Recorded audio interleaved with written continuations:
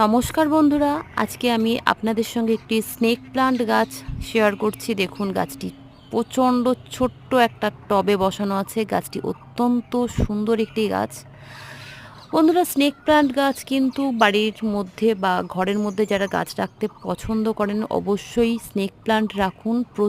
প্রচণ্ডভাবে উপকারী একটি গাছ।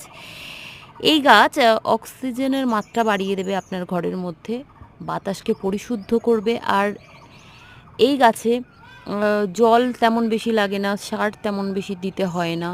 তো মাসে একবার যদি এনপিকে দিতে পারেন তাহলেই যথেষ্ট।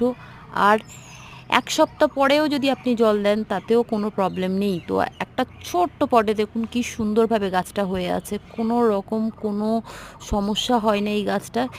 তো অবশ্যই আপনি এই একটি গাছ আপনার বেডরুমে রাখতেই পারেন। আপনার ঘরের আবহাওয়াটা